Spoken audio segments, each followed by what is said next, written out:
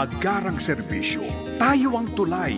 Tulong pandugtong para sa hamon ng buhay. Nakikinig, nagmamalasakit, nagseserbisyo. Ninya Corpus. Serbisyo agad, serbisyong sagad.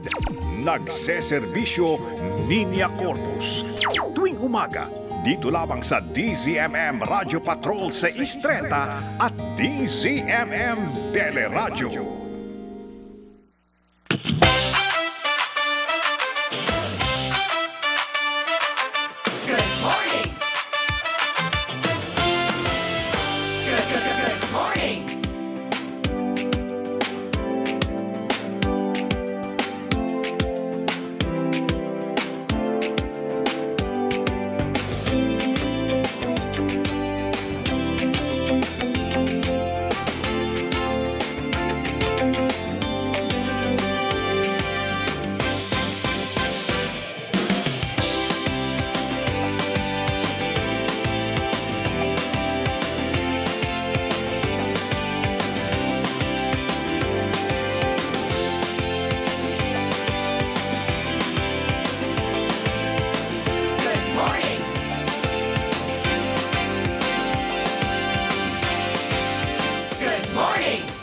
Nakikinig, nagmamalasakit, nagseserbisyo, Ninya Corpus. Isang magandang umaga po sa inyong lahat. Ngayon po ay... Thursday. Yes! July 9, 2026. Ano ba ang na-miss ko, partner? Ikaw, syempre! Dami kong na-miss. Ikaw, na-miss ka namin dito. Parang... But get well soon, Ate Ninya Corpus. Hi, hello and good morning. Mix Busos po, nagseserbisyo. Maraming, marami. Alam mo, yung pagpasok ng July, sabi ko nga nung Monday, Ate Nins, parang yan yung May, ganun din. Para tayong binulugan ng May after Labor Day weekend. June, ganun din. July, pagsapit ng first week ng July, aba syempre impeachment trial. Yan ang talagang pinag-usapan, talk of the whole Philippines. I know, partner. Oo. Kaya nanood rin ako niyan. Yun ang aking teleserye nitong mga araw na ako po ay nagkasakit. Nagpapahinga. Pero explain ko lang para alam nyo din. Kasi ako po ay nabiktima. Objection! Oo nga. Ng bacterial infection. Overruled. Oy, nag-check ako sa COVID kasi biglang tumaas yung kaso ng COVID sa Quezon City. Tayo ay nasa Quezon City. Pinag-usapan nga natin So, negative naman ako, partner. Okay, good. Tsaka yung sintomas ko iba. It's more like, wala akong sipon eh. Oo. Pero clogged ka, para kang barado ka lang. May mucus ka sa katawan. Sorry to say po sa pasintabi. Pero hindi ako sinisipon. Okay. Lari naman akong sore throat. Hindi masakit yung throat.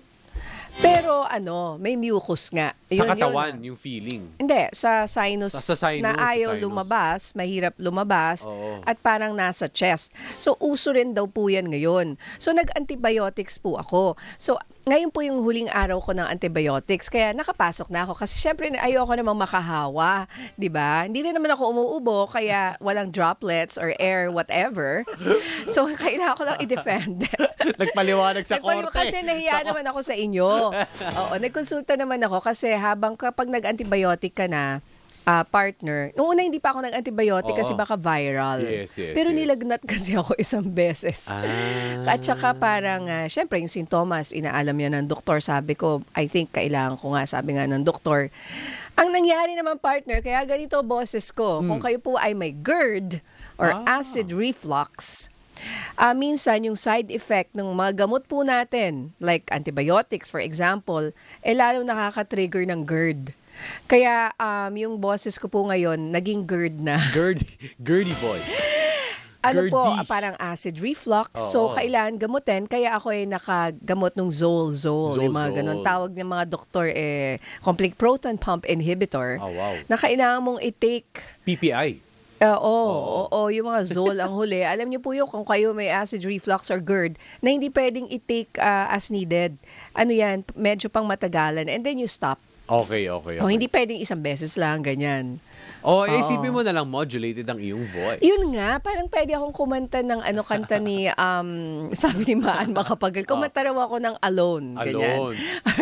Or mga tipong Pero sino ba? Michael Bolton, ganyan. Ang tataas din ng John mga Bon nota Jovi. nun eh, di ba? Ang tataas din ng mga nota nun eh, di ba? Kaya, it's good that you're here. Importante nga rin po that tayo ay, kumbaga, safe, well, and healthy dahil sa totoo lang, yung panahon po talaga parang confusing. Nakakalito po ang panahon. Aaraw, kukulimlim, tapos sa ilang saglit, aaraw muli. At tapos, uulan naman sa hapon. Kaya ingat-ingat lang po tayo sa daan. Marami po ang mga risks na, kumbaga, tayo ay binabantayan pagdating kapag sa maulan na panahon. Yan po, respiratory illnesses. Kapag naman po bahain ang inyong lugar, mga gutter deep, wag po nating ini-small yan. Leptospirosis naman. Pagdating din po sa cleanliness ng environment, banta naman po ng mga, dyan na po lalabas sa mga dengue mosquito. So, dengue fever naman po. So, but then, hindi naman po namin kayo inaalarma. Yan lang naman po, tayo informed, well-informed, educated, and prepared. Ayan. So, ngayon po ay Thursday, July 9, 2026. At syempre po, patuloy pa rin po ang pagseserbisyo. Ayan. Oo, speaking of lamok, may nakita ko lamok dito. Paikot-ikot. Natakot eh. Gusto kong sabihin nga tama, may banta ng dengue. Oo nga. Isa pa yan sa mga binabantayan. Kaya importante clean po ang ating environments. Ayan, kasi syempre init-lamig eh. Oo nga. Oo, init-lamig. Yun din, kaya nga sinasabi ko, upper respiratory illness, marami din ako mga kakilala na. Allergies, kasama Oo, dyan, partner. ganun din. Minsan, asthma. Or minsan may nahinga ka, mababahing ka na non-stop. Kasi parang random eh. Rando. Oo. Like parang ako minsan sa alcohol. Sa amoy ng, kunyari, eto inisprayan nyo ng alcohol minsan. Talagang nababahing talaga ako. Oo. Sunod-sunod. Tama. Dahil yung amoy ng alcohol or Oo. pabango. So partner, medyo allergic ako sa pabango. Nasabi mo nga Kaya yan. hindi ako pala nagpapabango. So, So dapat oil-based siguro. Oil-based, Oo, walang oo. alcohol-free, ganyan. Oo, kasi nga, para akong nauubos pero sa pwede ka amoy. mag-alcohol. Pwede naman. Pwede naman. Oo. Hindi lang yung talagang rekta, di Oo, ba? minsan. Hindi naman din palagi. Oo, tama. Depende rin siguro sa alcohol. Correct, oo. Or kung matapang siya. Basta may mga certain smell po tayo. Kunyari, yung ibang may acid reflux, kunyari ikaw partner, hindi ka ba, kunyari sa car, mga perfume sa car, Deodorizer? alam mo, Oo. nasusuka ako doon. Sorry to say. Pero di ba Oo. may mga ganong trigger? Oo, correct. Ikaw hindi. Di ba? Gusto mo yun? Di masyad. Actually, ako talaga, rhinitis. Pagdating sa Oo. dust. Kumbaga, pagdating sa sense, hindi naman masyado ako. Pero pagdating nga talaga sa alikabok, common yan eh. At least sa mga bahay natin, sa mga indoor spaces, yun talaga. At kapag nagpapalit ng panahon, dahil nga, sabi ko nga kanina, init, lamig, araw, ulan, ayan, nati-trigger ang ating mga allergy. Oo nga eh. Ayan. So, wag yan. lang tayo wag naman allergic sa asawa. Mga Ay, ganyan. hindi. Love na love ko ang asawa ko, Or di ba? allergic sa mga Oo. best friends, friends. Oo nga, pero... Frenemies. Frenemies, pero... Oo Hindi, nga, di ngayon, ba? no? Dami ngayong mga Mga revelations sa Oo mga nga. characters ng mga ng pinapanood natin. Ano lang naman, Ate Nins, Monday to Wednesday lang kasi may break, di ba? So, tama-tama pala yung balik ko kasi or else ang dami kong sasabihin, di ba? Monday to Wednesday lang naman ang impeachment. Oo, Pero yun na magbabago nga, din ang eh. mga schedule. Pero wala today. Ang tagal, Ayan. isang witness lang yun, ano? Oo Tatlong nga, araw. tatlong Grabe. araw. Ilan pa yan? Baka Talagang naman umabot tayo ng nito, siyam-siyam. Binusisi talaga. Oo, Binusisi. no? Oo. Pero Ay, kanya-kanyang pero, schools of thought oo. ang mga Batikan po pagdating Ang gagaling sa nila. law Oo. o sa abogasya.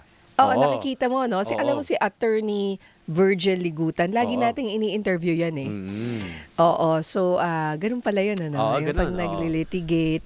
Tapos may kasama ring drama. May kasamang drama. Oo, tapos yung kabila rin, ang gagaling rin nila. Oo. Si Attorney trabaho CJ nila yan Narbasa. eh. Oo, trabaho nila Oo, yun eh. Oo. Yung team rin nila, alam nga naman, hindi rin naman basta-basta yun, Oo, di ba? tama. And just for the spirit of, objectivity, maganda nga rin yung soundbite ni Attorney Ligutan. I think that was the other day. Nung tinanong nga siya, day 2, di ba? ba? The day after nung una nilang, kumbaga, day 3 pala kahapon. So, para ano daw reaction niya sa mga objections? Sabi niya, well, that's part of the process. Ganun naman talaga sa litigation. Yun na nga. Oo. Hindi kasi tayo abogado or hindi naman Correct. tayo exposed doon. So, to the public, Oo. it's a way of parang delaying tactic. Oo. Oo, pero sa mga Sa actual- maalam, Oo. sa mga abogado, Sa mga diba? actual na courtroom, Ganun baka daw talaga. ganun talaga. Oo, Oo. kaso, sabi nga nila, this is also a political process. Oo. So, siguro matututo rin yung mga lawyers how to handle it because this is not what happens inside the courtroom usually. This is the Yes. impeachment trial na buong bansa po ay nanonood. Oo. So pag sa ordinaryong tao, object naman to ng object. Ano ba yan? Tama. Kakainis, Oo di nga, ba? Di mo oo nga. maintindihan eh. Kahit i-explain pa sa'yo na isang napakatalinong tao, hindi parte yan eh. Pero sa dating sa iba, wala ka naginawa kundi mag-object, tapos matutuloy rin naman. Oo. So parang baka may iba ka ng tactic dyan. Ibahin mo na. Di ba? Oo, Dahil ay. na kahit nag-object siya, natuloy pa rin naman eh. Lahat Oo. naman ng objection niya, na-overrule naman eh. Yun na nga eh. So parang sayang lang yung nakakainis lang, tuloy. Volume objection ordinaryong tao. Baka may pumasok. Oo. Although may isang na-sustain. Di ba? May isa ba? May isa. Kala ko wala eh. May isa. May Kung di isa. ako nagkakamali. Oo, basta isa i-confirm lang. na Out natin. of one di ba? Oo. Kala feeling Many ko. objections. Sa dami, di ba? Oo. Pero So, sabi nga, di ba, sui generis, di ba? It is a court of its own. Yes. At akalain mo naman, no, Ate Nins, no, sa 20 plus years, ang Pilipinas idadaan sa 3 impeachment trials. Di ba? 3. Kung di ako grabe, nagkakamali. Oo ano? nga, Parang no? naging normal. Oo nga eh. Parang may pattern and trend na, okay, so kung yun na naging pattern, baka in a few years, magkakaroon na naman. Wag naman Wag sana. naman sana. Oo. Pero Oo. ang maganda rin naman dito, partner, lumalabas na buhay ang proseso. It's working. That's It's true. happening. Yeah. That's another way of looking at it. Yes. Na ito Oo. po ay finally nangyari na, umusad na.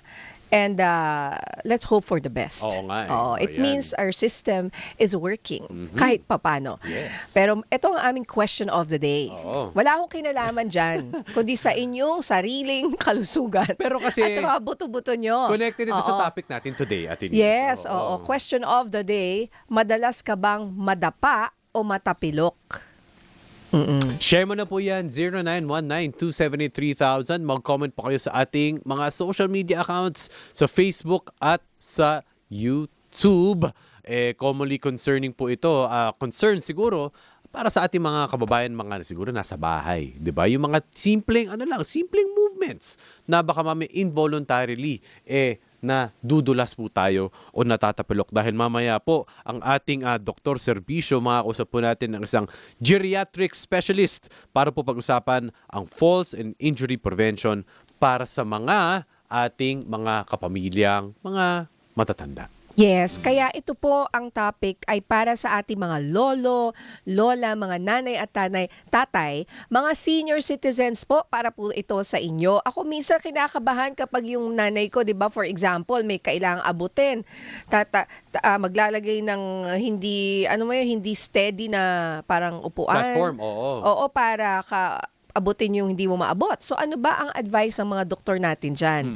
O wag nyo nating pilitin. Or depende rin yung pag-bend. May pupulutin ka. Hindi ka basta-basta magbe-bend, partner. O baka mamaya, Oo. siguro sa footwear. Di ba? Why Hindi not? Sa footwear din yan. Oo, Di ba? malaking Ano ba? ano Chinelas yan. ba? Oo. Sapatos ba? O ano bang mga sandals ba? Does it matter? Oo, Di ba? tapos kunyari, usually nangyayari ang partner, iba na dudulas kung hindi sa mga sa steps, kunyari, Oo. sa stairs, sa escalator, ganyan. Sa toilet, sa bathroom, Tama. habang naliligo, Correct. we hear of stories na Yes. nadudulas. Tapos, ang masakit dyan, pag tumama pa yung ulo mo. Yes, oo. Di ba? O, yun nga eh. Oo. Pwede kang matapilok, pwede kang mabagok. It was also a matter of balance. Kasi syempre, hindi mo naman may iwasan. Sabihin natin, sa banyo, talagang basa. Dahil galing ka ng shower o kaya sabihin natin basa yung banyo. Yung balance ng iyong mga paa. How can it hold sa mga ganong klaseng Baka may surface? advice sa atin yung ating geriatric specialist. Sila po yung espesyalista nga sa mga seniors. Baka may advice sila, ano ba yung pwedeng ilagay or kailangan yung bathroom tiles mo hindi na madulas, di ba? Or, paano magpapalakas ang katawan? Yun Kahit din. nasa geriatrics category Stage na. ka na. Oo, di ba nga yung mga 80 years old, may mga tumatak nagmamarathon pa dyan. Yes! Grabe, Strength no? training. Diba? Yes. Strength training very important Yes. nga daw kaya napapaisip na tayo. Totoo Dahil yan. nagkakaedad na eh, di ba? Oo. Ayun. So, Ayun. ayan po, kung may questions po kayo para sa ating mga seniors po, ayan, 0919-278-3000. At pwede rin po kayong mag-comment, mag-message ang experiences ninyo sa aming Facebook at sa YouTube. And partner, isa pa sa makakausap natin mamaya, isang financial analyst, si Prof. Astro Del Castillo. Uy, si Astro, hello. Tagal na ko nang hindi na-interview. Dati business reporter ako eh, noong unang panahon. But anyway, napansin mo ba pag nag-transfer ka, wala nang fees, no? Yung tungkol po Organic sa... clap. Yes, zero transfer fees sa online banking. Ayan. Oh, Ang yan. inaantay ko na lang yung si Chito ba nakikinig sa atin ng sa cellphone. Yung pagka medyo na-late ka lang ng 1-2 araw, yung wag kang sisingilin ng 50 pesos. Yung may minsan, ganun. doon sa isang telecom. talaga? Yeah. Na ako ay very loyal subscriber. Pag na-late ka, may 50 pesos na. Ganun? Dati wala yun. Oo. Ay. Ikaw hindi ka siguro nalilate. Ako kasi lagi. Ay, nalilate ako. Naputulan na naman ako, patay. Ayan. Pag walang data po, pag Hindi ako pag naka-gap, makatext. ina-assist ko si Ate Nina. Naku, Ay, kailangan ano ba mag-reload yung, ng data ano tawag nito. doon? Yung Oo. bibili muna ng Boost. Boost. Oo, Ayan. ng data. Diyos ko, Oo. ganyan na talaga pag tumatanda. Anyway po, ayan, samahan niyo po kami hanggang 12 noon. Ayan ha. At magbabalik po kami dito po sa Nagseserbisyo, Niña Corpus at Migs Bustos. Oras po natin, 11:18 ng umaga.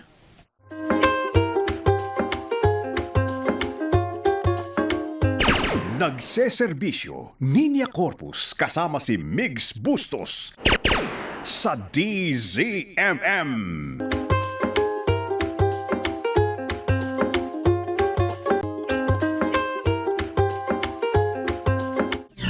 Nagseserbisyo, Niña Corpus at Migs Bustos sa DZMM.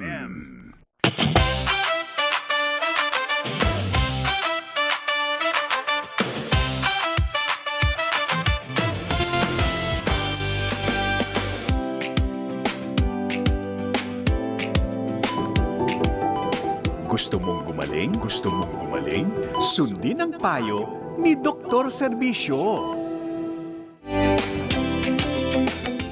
Kasama po natin ang ating geriatric specialist, walang iba kundi si Dr. Janice Zamuco ng Makati Med. Magandang umaga po sa inyo, Doc Janice. Magandang umaga. Welcome, Doc Janice. Una-una sa mga hindi nakakaalam, ano ba ang isang geriatric specialist? Oo. So, pag sinabing geriatrics, usually ang cut-off po natin mga 60 years old and above. So, yung mga senior citizen.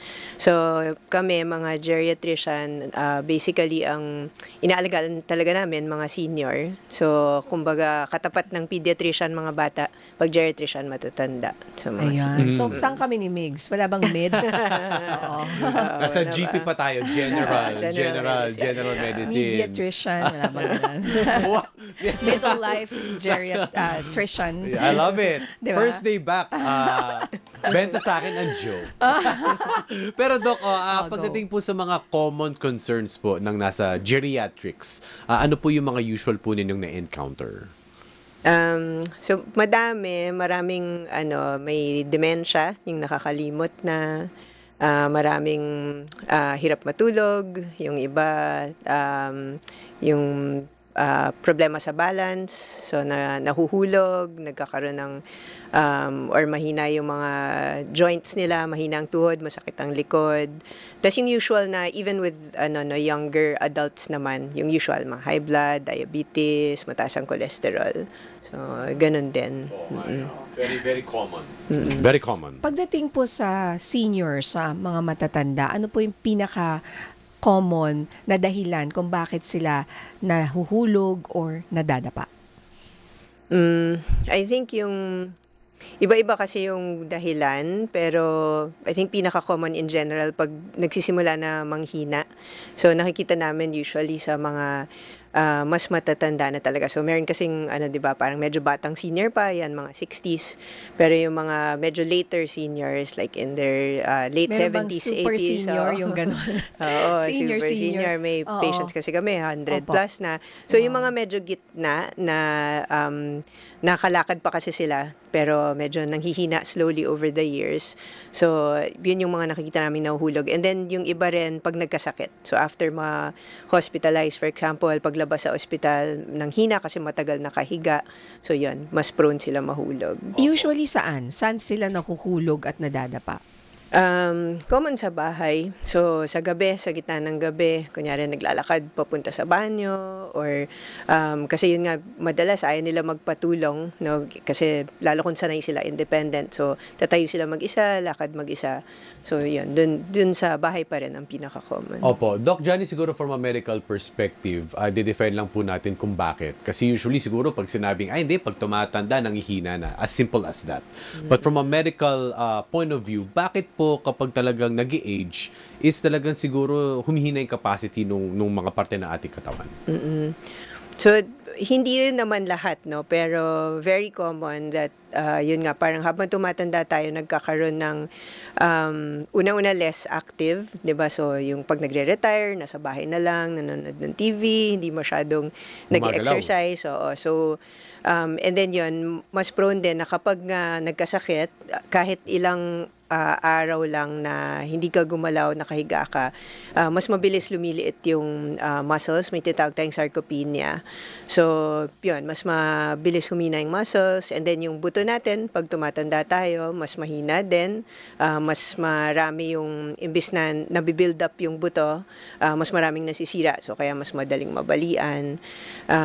So, yun. So, marami ring sakit in general na related sa pagkahulog na mas common din habang tumatanda tayo. Opo. So that's parang Doc, general weakness, general deterioration po Yes. ng ating mga muscles. Kaya po tayo siguro yung end result is nahuhulog or nadadapa. Yes. oo. Opo, yun po yun. So, ano po yung pwede nating magawa? At least para po sa mga nakikinig na, okay, lagi ako nadadapa pero gusto ko na siyang gawa ng paraan. Oo. So, ideally habang maaga, no? Kasi ang sinasabi nga nila, beginning 40 pa lang, nagsisimula nang mag-deteriorate yung katawan natin. So, humihina yung buto, humihina yung muscles. So, from as early as possible, dapat talaga active tayo. So, regular exercise. Alam naman natin lahat yun. Mahirap lang gawin, pero that's I think yun yung isa sa pinaka-importante pwede natin gawin.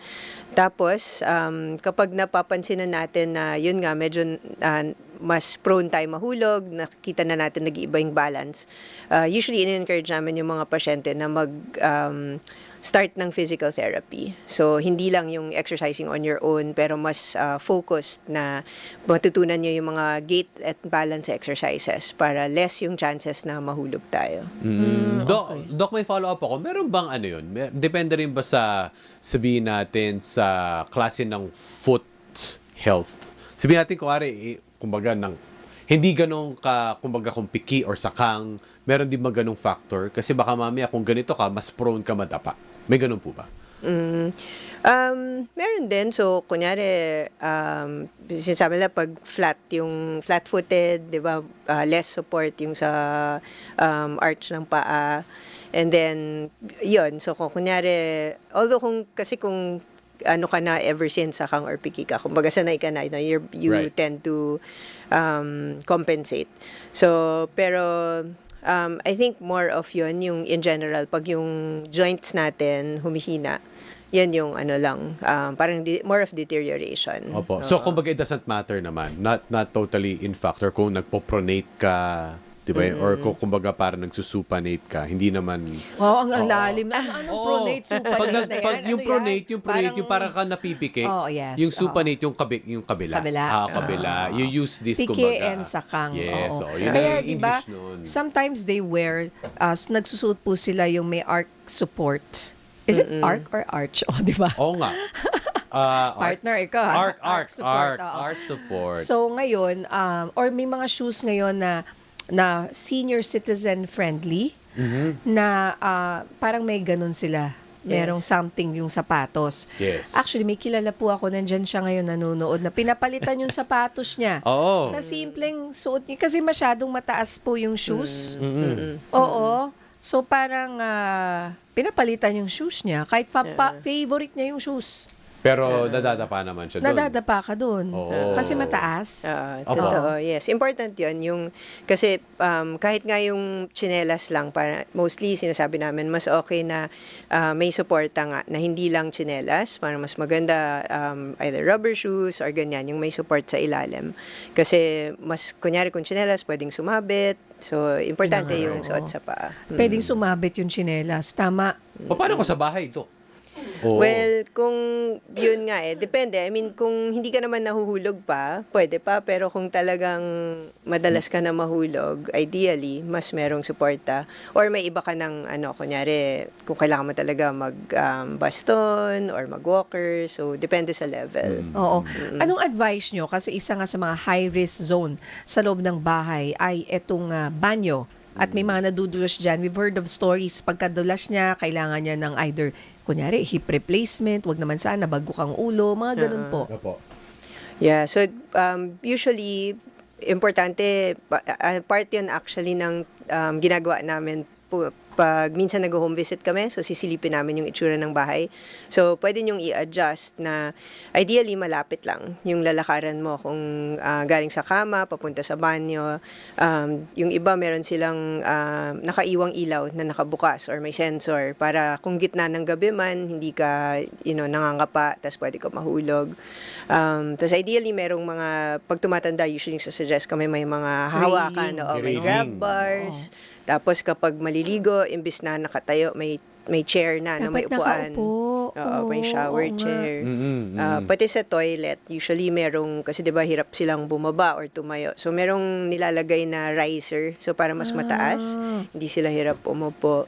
So mga ganon. Tapos dapat yun, titingnan mo yung paligid na less yung kalat. Kasi, syempre, pag mas maraming nasa sahig, may mga cord na, or carpet, yan. or rugs Oo. na loose, ganyan, mas pwedeng mahulog. So, Correct. dapat, talaga, senior safe yung, Opo. mo. Opo, Doc, pwede ba akong bumalik doon sa strength training? What if nasa 60s, 70s na, okay, prone ito, pero still, gusto ko pa rin siyang gawa ng paraan. Okay pa rin ba ako mag-movement, mag-exercise, and to do some, kumbaga, movements out of the ordinary para mapalakas ang aking katawan? Yes, so yung kasi yung iba kinakabahan sila na baka hindi na safe for them to Opo. exercise. So depende kung kunyari may patient ako na may posibleng risk, may sakit sa puso, pinapa-clear usually muna sa cardiologist, sa doktor niya. And then, kaya okay yung merong physical therapist. Kasi normally pag ganun, may rehab doctor na titingin dun sa pasyente, tas gagawa ng programa na angkop talaga dun sa pasyente.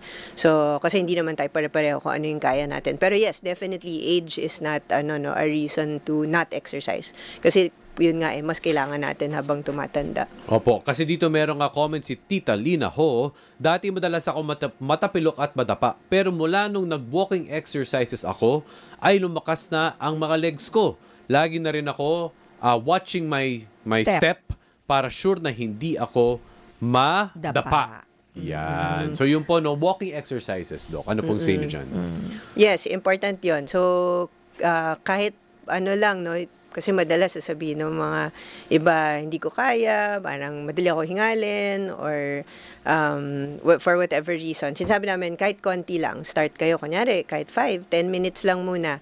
Tapos usually naman, pag masanay tayo, after that, pwede mo nang dagdagan, 15 minutes, 20 minutes. So, important yon. Kasi yun nga, kahit konti lang, mas okay yon kaysa nakaupo ka or nakahiga ka lang buong araw. Opo.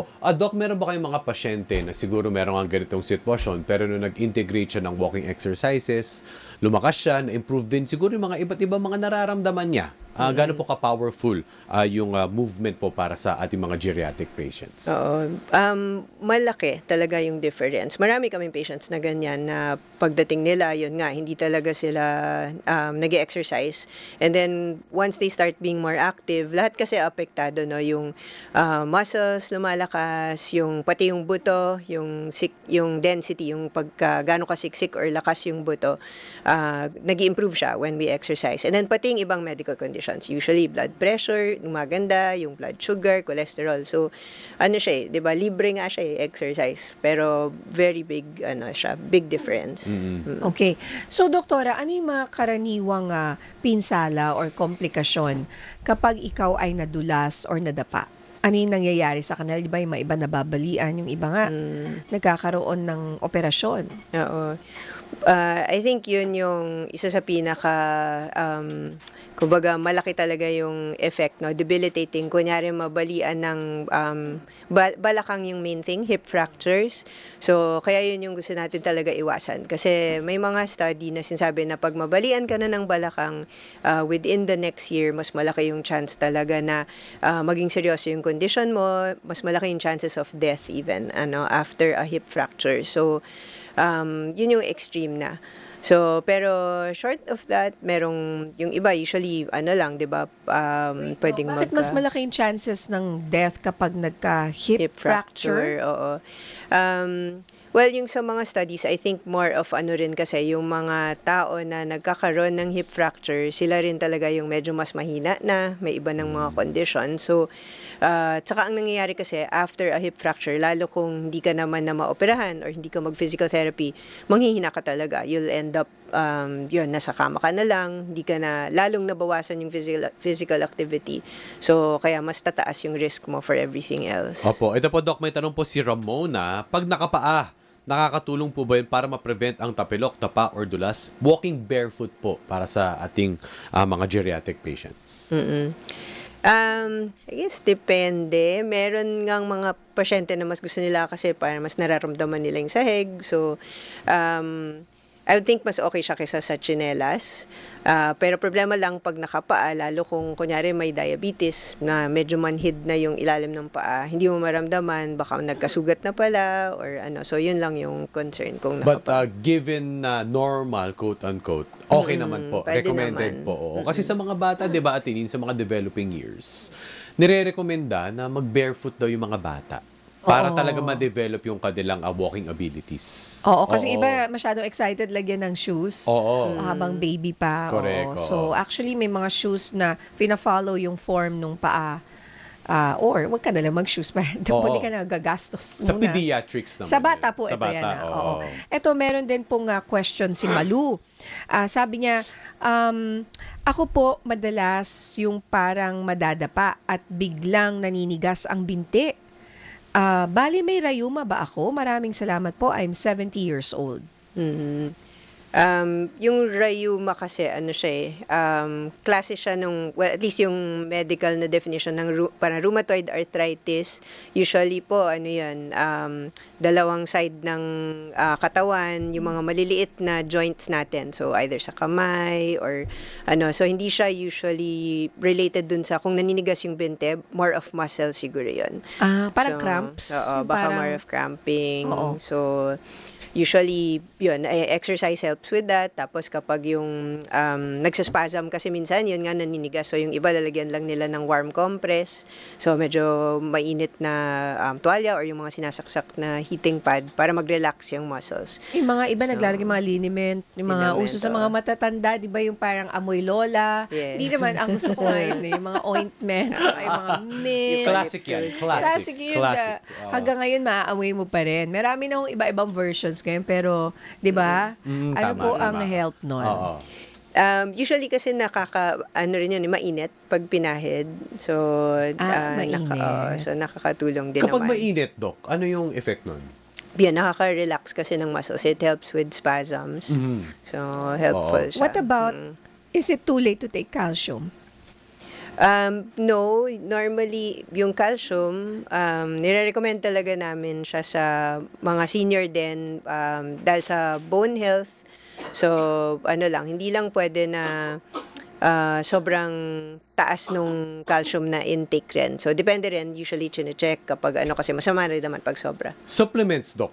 Ano po yung mga pwede nating makuha sa foods? Sa natural foods o pwede mga simpleng supplement para po makapagpalakas?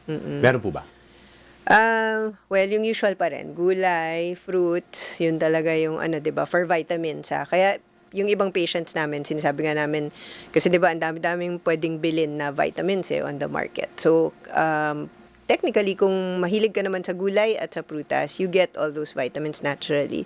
So, yun, important talaga. Tas mas, kesa sa, like, yung snacks, kung magmimerienda, imbis na puro, let's say, cookies or crackers, ganyan, mas okay kung fruits and vegetables. Or i-avoid, types of foods na i-avoid. Kasi, syempre, hindi natin makakaila na may mga nakasanayan Di ba? Mga klase ng pagkain, klase ng mga drinks.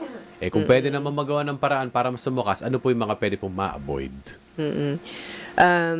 I think, and again, most people alam naman na nila, like, yung mga processed nga. So, Doc, alam nila pero ayaw nilang tigilan. yun nga. Kasi mahirap Lalo na pag senior. Kasi syempre, isipin nila, di ba, parang, ito na lang, parang I live babawalan my best pa ba life. ako? Opo. Yes, Oo. yes. So, yun. Pero I mean, ako sa clinic, ina-advisean ko pa rin na, alam nyo naman na ito po yung mas healthy na kainin. So, important din pala yun nga, sa seniors yung protein. So, madami kasi yun nga, habang tumatanda, naglo-lose ng weight, tapos humihina yung muscle. So, important talaga na may enough protein intake din. Opo. So, typical, usually gatas, queso, meat, di ba, fish, Yes. chicken, yan. So, Yung, common topic po natin ito, dito po sa programa, when we talked about processed foods, ultra-processed, pagdating po sa general population, pero yung effect din po nito sa geriatric population is mas nakakasama po ba siya kapag talagang constant po yung intake natin ng mga matataas sa sugar, yung mga processed food, yung mga nabibili off the market, off the counter. Opo. yes, I mean, same naman din with younger adults, pero syempre mas vulnerable kasi, 'di ba, kapag mas tumatanda tayo, mas malaki yung effect. So, kunyari, kumain ka ng sobrang alat na snack, whatever, chips, ganyan, pwedeng tumaas yung BP, mas Right. mabilis kumpara sa mas batang pasyente. Or same din with sugar, kasi marami nga may diabetes na. So, kapag kumain ka ng mga nasobrahan ng dessert, di ba? Parang Yes. ganun din yung effect. Oo, kaya mga drinks na Oo. mga makakulay at Yes. matatamis. Ayan. Yes. So, Doc, marami po salamat sa ating discussion today. Panghuling paalala na lang po sa ating mga viewers and listeners. Oo. So yun, I think ang important lang is try natin i-prevent, iwasan na mahulog to begin with. So habang maaga, kung kaya natin mag-exercise. Tapos kung napapansin na natin na medyo nagkakaproblema na, kung hindi natin kaya mag-exercise on our own, konsulta po tayo kasi may mga pwedeng gawin. Alright. Okay, maraming salamat sa ating Dr. Servisyo, Doc Janice Zamuco. Thank you, Doc. Thank you, Doc. Thank you din. Strength training. As early as 40s, di ba? Kumbaga sinasabi nga nila Ate Nins, start early, di ba? Pinaparinggan mo ba ako? Hindi, As para early sa as ating 40s. lahat. Sa ating lahat. Magpo-40 na rin ako Buti ka pa, hindi ka pa Oo. 40s. Magpo-40 na. Pero Ako, malapit importante, na nga mawala sa 40s. we start now, di ba? We start now. For the future. Oo We nga. start now Hindi, for the totoo future. nga yan. Sabi nga nung kaibigan ko na, lagi ako sinasabihan, oy, tumatanda na tayo, magbangko ka na. Oo. Ng konting muscle dyan kasi mahirap na. Nawawala raw yung muscle habang tumatanda. Nag-weaken. Or Oo. lumiliit. Di ba yung Oo. iba lumiliit? Oo. Oh, di ba? Kaya kailangan napalakasin. Yes. Sabi nila daw, meron akong isang nakitang content sa isang sikat na fitness coach. Sabi nga na, yung mga tao that encourages you to move and exercise, yan daw ang mga wag mong pakawalan sa iyong buhay. Yan. Yun na nga eh. Kaya partner dyan ka lang. Kaya matagal lang. Hindi ako mawawala. Ayan. Okay, maraming salamat. Ayan, magbabalik po kami mamaya. Pag-uusapan natin itong zero transfer fees sa online banking. Ano ba to? May impact ba talaga to? Magkano lang kasi to? Pero pagka pinagsama-sama mo yan, malaki rin, di ba? Correct. Tsaka, yun nga, ang question ko dyan, in the long run, makakatipid ba ang mga ordinaryong mamamayan? At ang tawag dito, baka naman bawiin ang bangko sa ibang paraan. Tama. Tanungin natin yan Sa expert. 10 transfer na, makakain na ako Oo ng nga, ng tanghalian eh. Yun na nga. Yes, Oo. diba? And sana maka-encourage rin daw ito na mag-digital yung mga kababayan natin na hindi pa gumagamit. Ayun. Digital online banking. Ayan po. Alright. Oras natin, 11:45 ng umaga.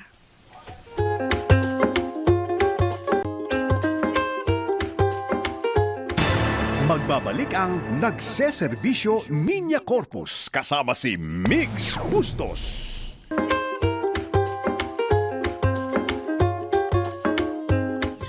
Nagseserbisyo Niña Corpus at Migs Bustos sa DZMM.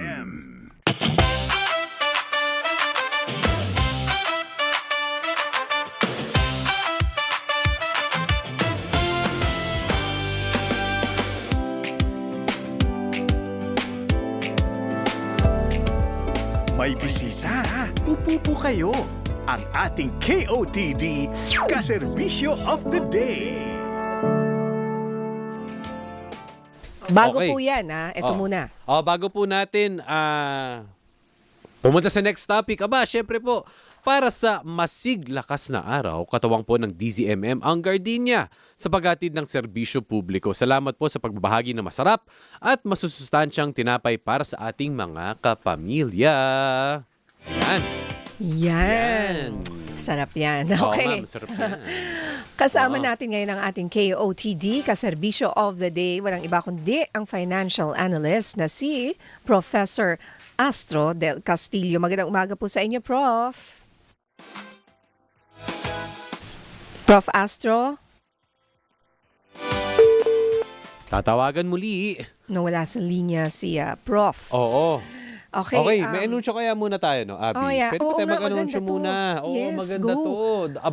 Dahil po, 2 taon na po ang nagseserbisyo Niña Corpus at Migs Bustos bilang bahagi po ng aming patuloy na paghahatid ng tapat at makabuluhang serbisyo. May espesyal po kaming handog. Makinig po kayo May makakasama po tayo bukas upang lalo pang mapalawak at mapalakas ang paghahatid ng tulong at serbisyo para sa ating mga kababayan. Yes, at abangan kung ano-anong tulong at serbisyo ang aming ihahatid. Matutuwa po kayo dito kasi marami po kaming ipamimigay dito sa programa na kailangan po ninyo, no?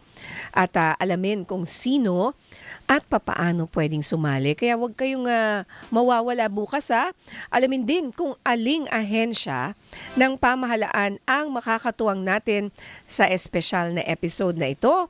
Huwag palampasin, kita-kita po tayo bukas. Ayan 11 o'clock yan, abangan. Oy, happy 2 Okay. years sa atin Oo nga, binabati gandang- kita ulit Thank you, Happy Happy- anniversary din, partner. Oo. 2 years na po ang aming programa. At dahil 2 years na nga po, gusto po natin na i-celebrate Yeah. sa pamamagitan nga po nitong iba't ibang tulong at serbisyo na direkta nating ibibigay sa ating mga viewers and listeners. Very excited po ako dito Yay. sa ating Finally, no? sa Oo. ating episode na ito bukas. Oo, kasi talagang from the bottom of our hearts dahil nga po nagseserbisyo. Literal, gusto natin makapagbigay ng serbisyo sa ating mga kapamilya. Alright? And Alright. eto na po, kasama na natin si Prof. Astro Del Castillo, ang ating financial analyst. Good morning, Sir Astro. Niña, Migs, magandang umaga po. Magandang umaga po sa ating mga kababayan.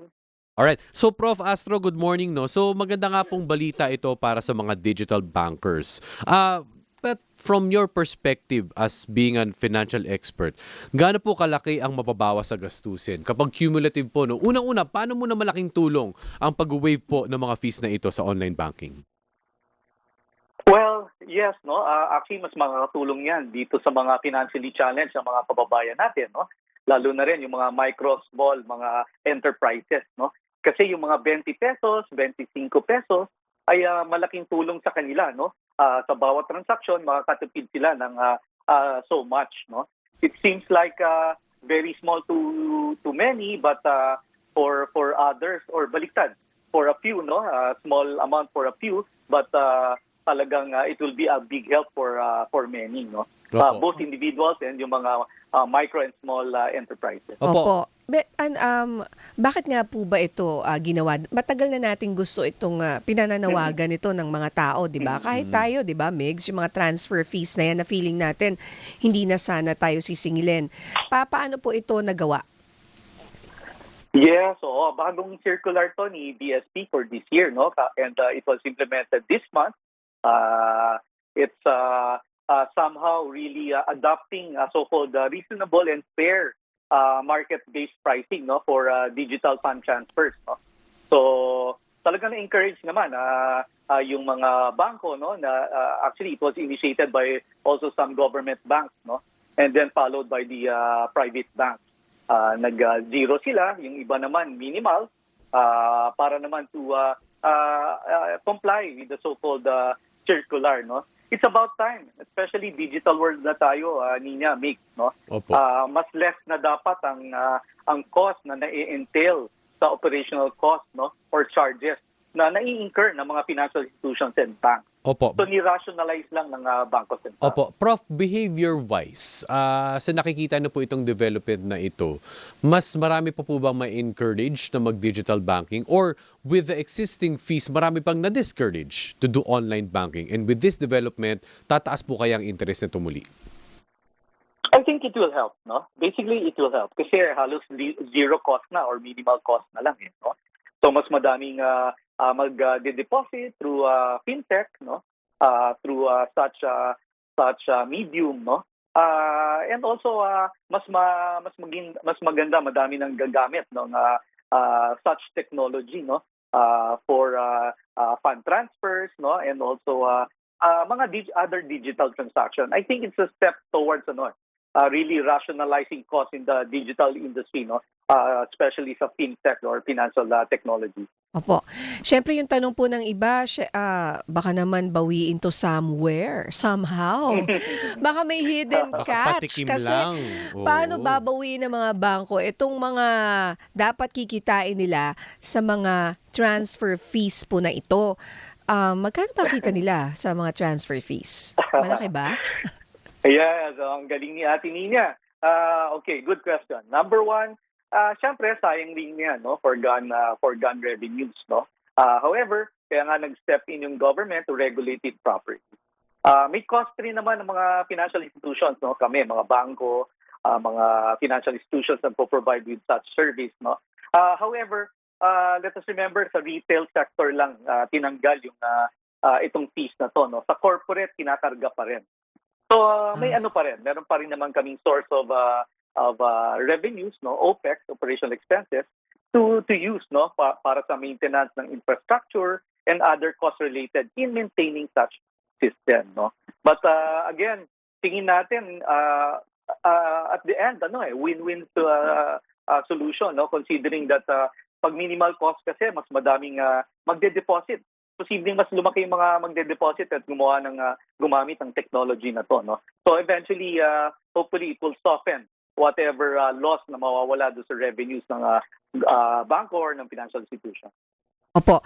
So, ano po ang nakikita ninyong mangyayari doon sa target ng BSP na ma-digitalize daw ang retail payment? So, dahil po dito, mapapabilis na yung kanilang kagustuhan na mag-digitalize ang retail payments.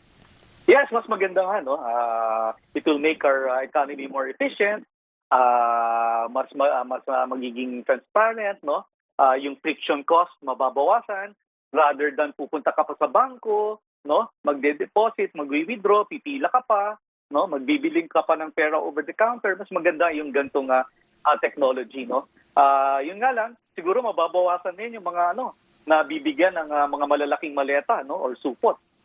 Kasi digital na ang adoption ng government. Pero niya yan, Nick, ang may cap yun, hanggang ganito lang, di ba? Hindi kasi. Kaya kailangan yung iba, pansinin nyo, pa kapag maraming cash, may something. Oo nga. Hindi man lahat, Oo, may lang, diba? may limitation. Niya, Mix, we also challenge government to make all transactions digital na talaga, no? Hindi lang sa financial transactions, pati doon sa bureaucratic transactions na na-experience natin hanggang ngayon, no? Pag-a-apply ng mga ordinary license, no? And dapat ma-rationalize na rin yung fees. Kasi ang laki-laki ng fees, eh. Di ba? Meron ka pa rin binabayaran sa birth certificate. Public service yan, eh. Dapat minimal lang talaga. So, sana sumunod yan, no? I think mas maayos ang ating ekonomiya at mas lalakas ang purchasing power ng ating mga kababayan. Oo, tama yung mga birth certificate na yan na kaibigan natin ng PSA. Binabaan na nga nila. Ang mahal kapag... Hindi, pero pag online, mas mahal talaga eh. Mas mura pag pupunta ka doon sa kanilang opisina. Kaso, magbabayad ka naman ng pamasahe. So, parang ganun din. Di ba? Pagod ka pa. Actually, I think baliktad dapat, no? Dapat mas mura nga pag digital transaction, no? Yun Kasi nga. talagang supposedly minimal na yung cost nila, no? Embedded na yan. Ang pinaka magastos lang talaga diyan yung pag-upgrade ng security and ng system, no? However, it's public services. Yan trabaho nila eh. We're paying our taxes, no? So yun naman ang ini-espouse ng business and also ng academe, no? So sana ma-rationalize rin itong mga fees na ito, no? It's about time, no? Lalo na yung mga lisensya, magkano ang binabayaran mo ng lisensya. Ang gawin na lang nila, taasan na lang nila yung mga penalties doon sa mga hindi nagko-comply. Ayun, no? Ng mga individuals oo, para and even matuto. corporate. Yes, Tama. para matuto. Nako, Yes, ibang kasi the usapan other na. countries are already doing it. Yeah, other countries, grabe kung maka-penalty. Kaya people really sinusunod nila ang batas sa trapiko dahil takot sila magbayad ng ganitong kalaki, no? Anyway, wala na po kaming oras. Prof. Astro Del Castillo, but maraming salamat po for your insights and yung ating plano sa future. Alright. Mawala yung mga fees na yan na iba pa. Thank you, Prof. Thank you, Prof. Yes, Ingat maraming po. salamat, Tinga, Migs. Maraming salamat. Mabuhay po kayo. Mabuhay, Prof. Susunod po, headline ngayon, kasama sina Jeffrey Hernaez at Rica Lazo. Muli ako po si Mings Bustos, nagseserbisyo. Ito po si Nina Corpus, nagseserbisyo. Bye. Bye po.